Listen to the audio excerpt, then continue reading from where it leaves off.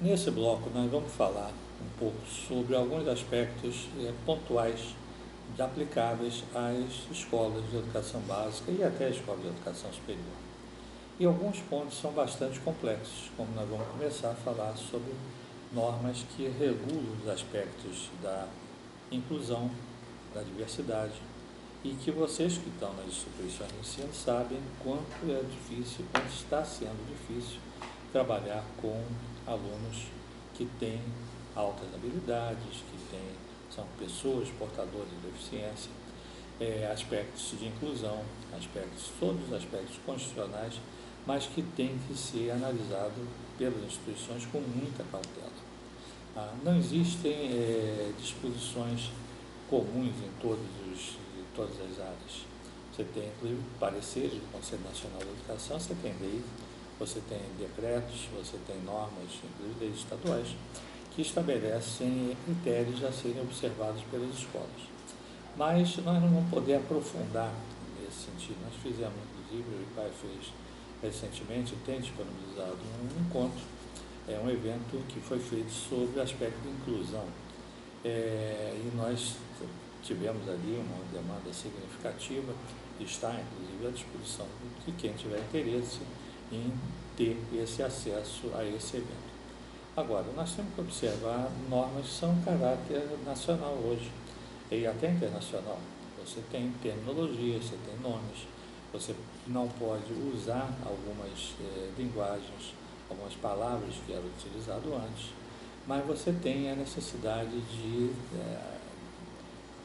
capacitar, orientar os seus professores, funcionários, todos, inclusive os terceirizados, que dentro do estabelecimento de ensino, nem fora, mas especialmente dentro, não podem ter o uso de determinados termos que são considerados fora de um contexto de uma legislação. O aspecto da diversidade, da opção sexual, etc., tem normas próprias. Nada impede que uma criança, que um jovem, resolva mudar de nome, ter um nome social. Não impede que tenha mudança de sexo. E você, na escola, você tem que ter a aceitação daquilo que foi decidido.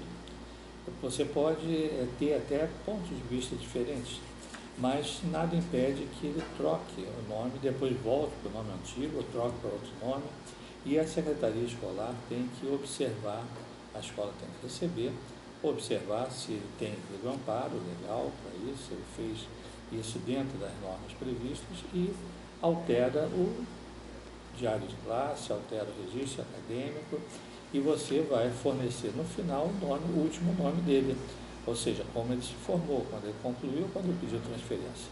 Então não vai contar a história para trás, que ele tinha um nome, passou para outro, ele tinha um sexo, passou para outro. Não, isso aí tudo tem que ser observado muito bem pela secretaria escolar, especialmente em termos de atendimento a esse ponto. Agora, existe outro ponto, que é o ponto da educação especial, que não existe mais possibilidade de escolas que não sejam inclusivas. Foi feita até uma legislação, que foi revogada no atual governo, foi feita no governo passado, permitindo as escolas especiais, mas não pode mais hoje ter. A escola tem que ter a inclusão. Só que é muito difícil, vocês sabem disso, vocês estão nas escolas, sabem, é muito difícil você ter, às vezes, numa turma, vários alunos que são portadores de diversas e múltiplas deficiências ou altas habilidades. Também é um outro ponto que está disciplinado hoje. Você tem altas habilidades, o aluno desenvolve muito mais rápido que os outros e os outros têm desenvolvimento muito mais lento. Então você tem que observar, por exemplo, você tem, às vezes, dependendo do seu público, você tem que utilizar a língua brasileira de sinais. A Libras é obrigatório, você tem que ter intérprete de Libras. Você não pode negar o aluno porque ele é surdo, você não pode negar porque ele é cego, você não pode negar porque ele tem uma deficiência. Você tem que adaptar e você não pode estabelecer, e não existe, alguns estados já estão legislando quanto à quantidade de alunos que a escola tem condição de atender. mas você tem que ter na sua escola uma análise, verificação, às vezes tentar ter o convencimento, às vezes você não tem na sua escola capacidade de pessoal para atender todas as múltiplas deficiências que existem. Mas você tem que ter esse mecanismo de diálogo, tentar mostrar realmente que você não consegue fazer, mas se ele quiser, você tem que fazer. Se você não fizer a matrícula, ele vai ao judiciário, vai conseguir uma liminar e vai se matricular, vai voltar triunfantemente para dentro da escola, com uma liminar, para ser matriculado. Você tem que ter, vai ter que ter monitores, pessoas que apoiadores, e você não pode exigir que seja pago à parte nas escolas particulares por esse acompanhamento, como antigamente era, hoje não pode mais. Também não é aconselhável, e muitas escolas têm isso, às vezes a família quer colocar alguém junto para ajudar, mas o que às vezes é uma ajuda é um transtorno. Então você tem, às vezes,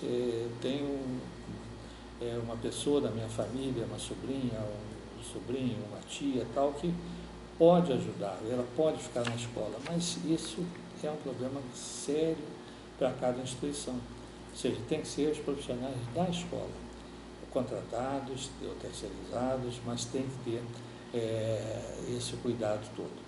Óbvio que a escola precisa analisar, ver no momento da matrícula, ver quais são os cuidados que precisam ter, mas aspectos de norma, disciplina, inclusão, diversidade são grandes. Existe uma portaria do Ministério da Educação, portaria 2003, portaria número 3.284, de 7 de novembro de 2003, que fala os requisitos para acessibilidade. Então você tem uma lei, uma norma federal que diz que a escola tem que ter isso, aquilo, tal, necessários, inclusive, para as autorizações. Você tem resoluções do Conselho Nacional de Educação, tem uma resolução específica, que é a resolução número 4, de outubro de 2009, que define as diretrizes operacionais para atendimento educacional especializado na educação básica, na modalidade especial. A educação especial é uma modalidade. E vocês nós tivemos agora, nesse final de 2023, dois pareceres, parecer 50 e 51, que são altamente complexos, que falam sobre as orientações específicas ao público da educação especial de atendimento a estudantes com transtorno de espectro autista. Esse foi um parecer, o 50. E o 51 para as altas habilidades. Então, ou seja, essa parte de educação especial, atendimento, diversidade, é uma parte que precisa ser estudada e trabalhada. As normas do Conselho, o Conselho tem, inclusive, uma Câmara específica para isso, mas o que é necessário é que cada instituição tenha análise da real situação e capacite seus profissionais. E não tem jeito, você tem que capacitar os profissionais para atender todos os tipos de alunos que tenham necessidades especiais ou altas habilidades.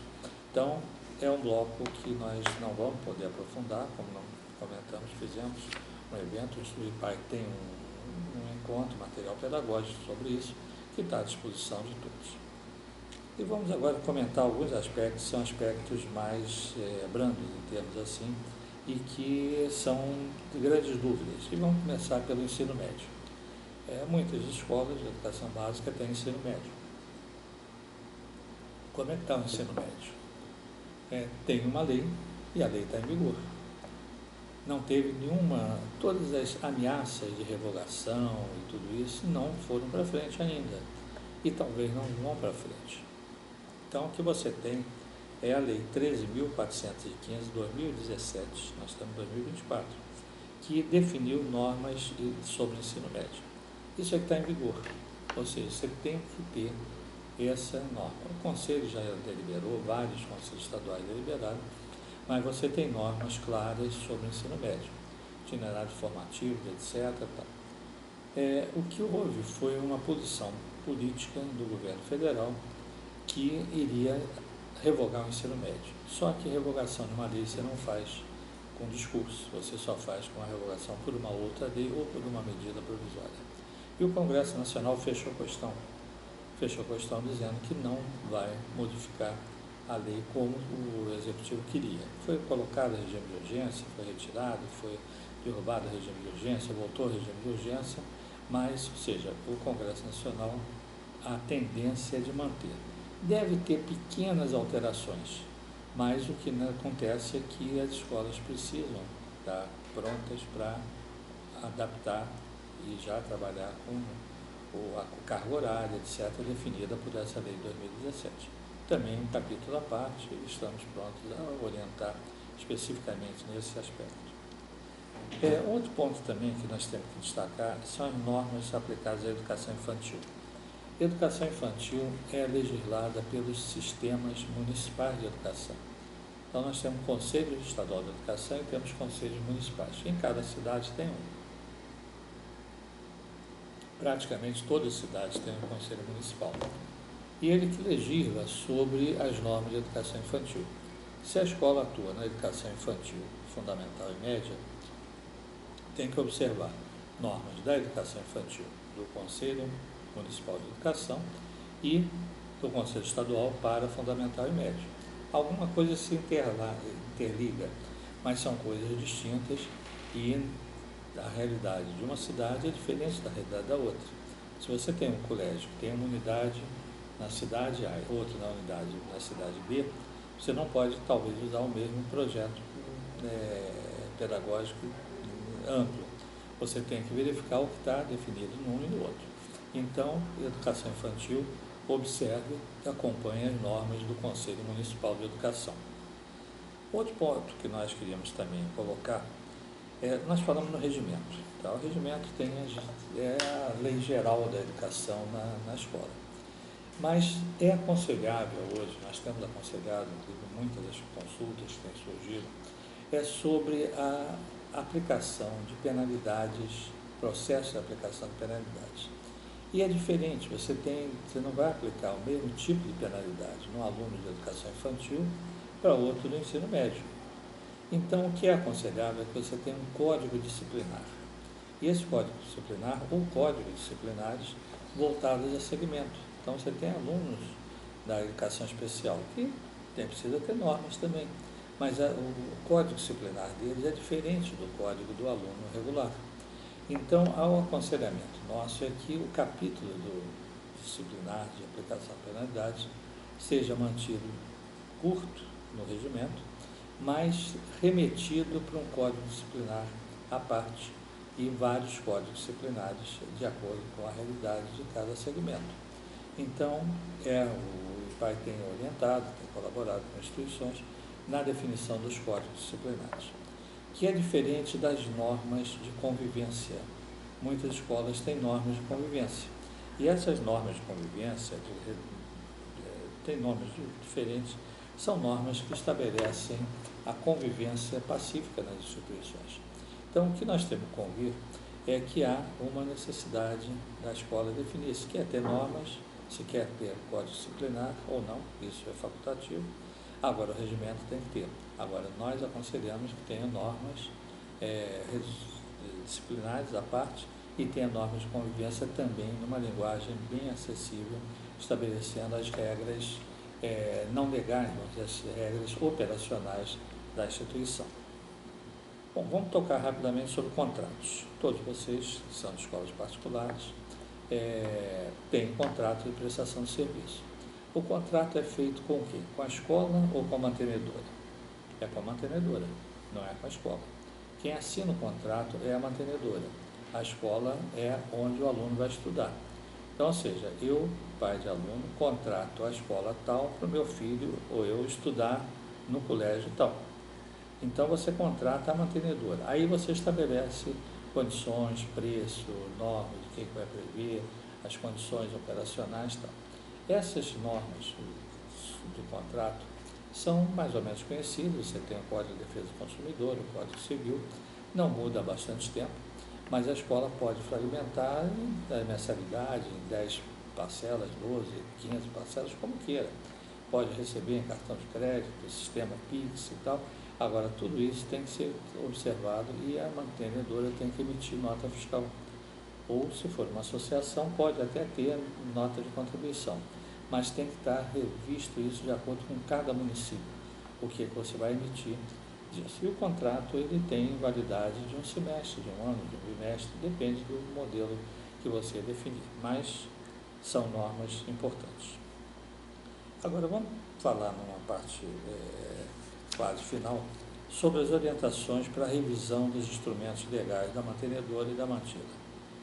Para rever instrumento legal da mantenedora depende dos sócios. Os sócios é que definem, não tem que dar satisfação a ninguém. Então pode trocar de nome, pode trocar de endereço, pode trocar tal, desde que não afete a relação daquele contrato que tem. Então você pode ter decisão dos sócios, sai o sócio, entra o sócio e tal, altera sem dar satisfação para nenhum aluno, nenhum pai de aluno. Agora, os regimentos, eles precisam ser debatidos, inclusive, pelos órgãos da escola. Então, o regimento é um projeto, é uma lei legida, um projeto pedagógico, então ele tem que ter normas, e aí sim, para alterar, você altera e registra, comunica, registra de documento, comunica aos alunos, aos pais, mas ele só pode vigorar para o período letivo seguinte. Você não pode mudar as regras do jogo dentro do período letivo. Começou a rigor, começou a matrícula, você não pode mais modificar. Um entendimento que seria as aulas, mas não é bem isso. A rigor é a matrícula. Se na hora que eu matriculei, eu estou regido por uma lei, por um regimento.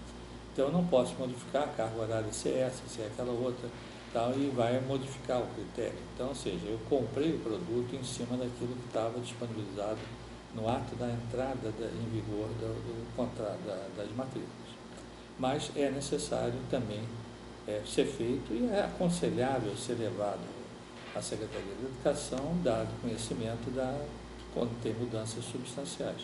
Se você mudou a grade curricular, mudou tudo isso, é necessário você fazer essas observações. Agora, há um ponto que a gente queria frisar, como penúltimo ponto, é que o Conselho Estadual de Educação tem analisado os regimentos e tem sugerido, ou não vou dizer imposto, mas tem recomendado que o regimento tenha algumas normas que não eram previstas anteriormente.